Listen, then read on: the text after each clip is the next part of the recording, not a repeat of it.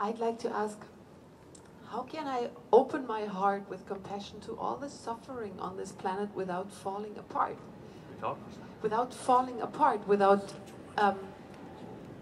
suffering so much myself that I can't take it anymore. There is so much going on.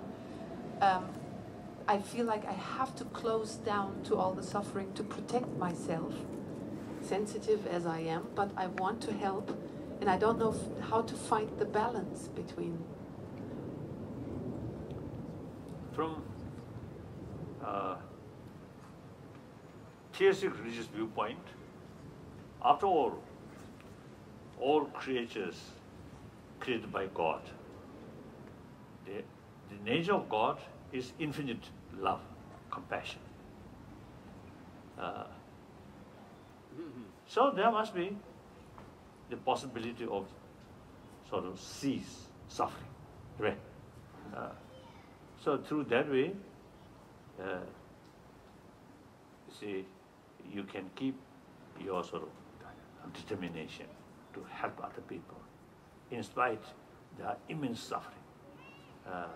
At a superficial level, sometimes we feel helpless, but keep our determination. Even some sort of help. One case is victory. Two case, 5, 10 victories. If you remain without involvement, then nothing happens. So therefore, that's one thing. Then, from non-theistic religious viewpoint, everything, you see, happen due to its own causes and conditions.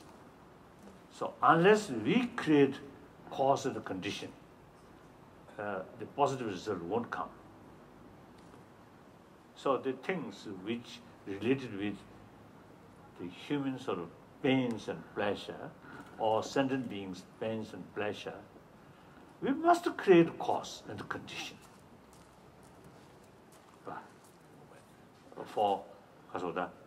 We must sort of restrain those causes, conditions which create pains and pleasure, pains and suffering. And we must deliberately to increase, to strengthening those causes or conditions for happiness, for happy life, like that. So, and then, like Buddha's Four Noble Truths teaching. Your Eminence, how can we promote tolerance? So therefore, you see, the Four Noble Truths idea is, you see, the previous two truths, suffering and its causes. Then, because there is another two truth, permanent cessation of suffering and its path. So if such possibility there, so we must make effort to reduce suffering. If there is no possibility of cessation or cease of suffering, then, as you mentioned, helpless, yes. But that's the way to think. Then common sense. I think like Mahatma Gandhi or those great leaders, when they start their work,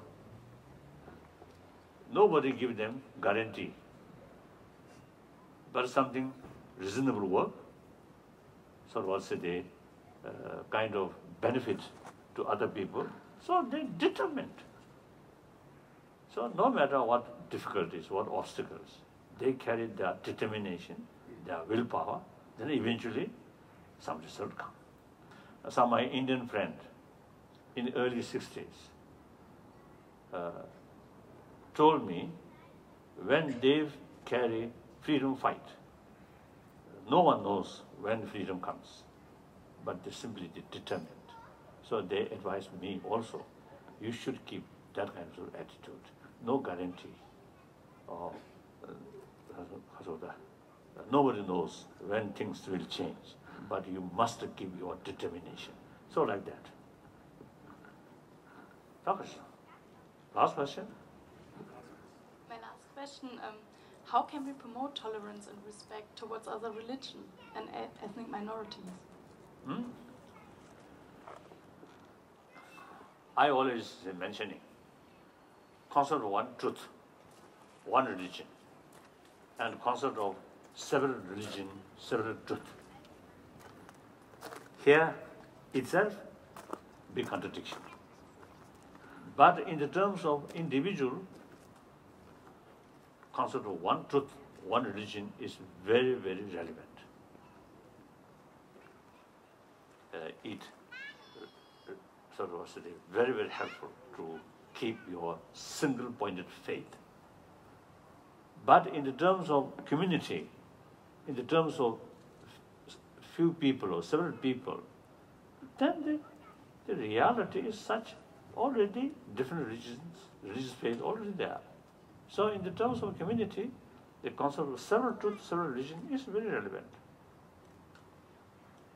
So the 가서다 the turn to 인도산에 그 강사 찍불을 때나 담바찍 줄찍 해야지 자요래. 그래서 두물 때리나 담바투마 줄투마서 영영도.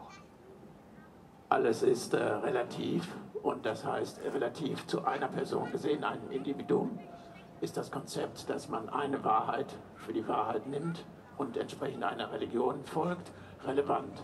Aber in Bezug auf die Gesellschaft, also viele Menschen mit unterschiedlichen Veranlagungen, kann dieses Konzept nicht greifen, sondern da greift das Konzept, dass es viele Wahrheiten gibt und viele Religionen entsprechend und dass es ein Vorteil ist. Then another thing, we must sort of also develop close contact among different traditions. Like India, 1,000 years, beside homegrown religions, all major religious traditions sort of established in India. So, basically, or generally, all major religious traditions live together very harmoniously, very friendly. Recently, I met one Romanian. He carries some research work about religious harmony in India. So he told me he found one Muslim village. Village means, I think, few thousand population. So in a Muslim village, 3 Hindu families there. 3 Hindu families, no fear. Very friendly with the rest of the Muslim community. So that's India's that's India. Of course, occasionally, pockets, some problems. That happens. That's understandable. Over billion human population, some mischievous people always there. That's understandable. But basically, 1,000 years, the sense of spiritual brothers, sisters kept there. So once, greatest population-wise, greatest democratic country, India, kept religious harmony last 1,000 years. So why not some other part of the world also? We can keep that spirit like that. So here, more sort of personal level, more contact, more close sort of contact, then you can learn the value of other tradition. According to my own experience, it's more contact with Christian practitioner, Muslim practitioner, Judaism practitioner, of course Hindu practitioner. The more personal contact, then get deeper understanding about their value. So that's tremendously helpful to develop mutual respect. And on the basis of mutual respect, even if mutual learning, also very possible. We Buddhists also, they're very, very eager to learn some of our Christian brothers, sisters sort of practice, practical sort of practice. And some of the Buddhist practice like a single-pointed mind, or some sort of techniques about practice of tolerance or compassion. Already some the Christian friends already sort of implement these things without changing their basic faith. So that's the way to develop the genuine spiritual brotherhood, sisterhood, like that. Good? Finish now. I think this time my visit here, I think wrong time today. Too hot. When I leaving India, I had the feeling, oh, Europe more cooler than India. But when I reach here, oh, quite hot and humidity, very bad. And we took a lot of effort to make you feel at home.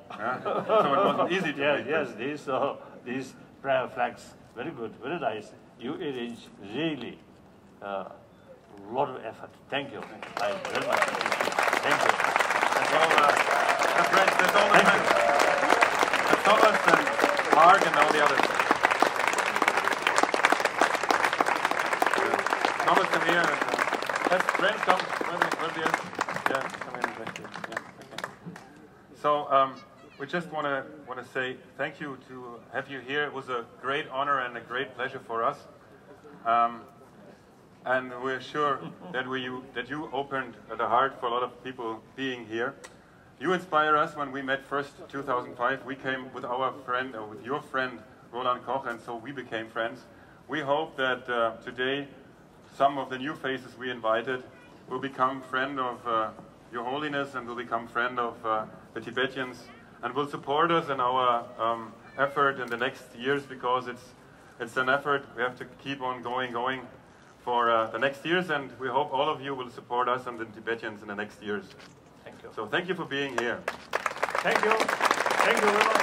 Thank you. Thank you. Thank you.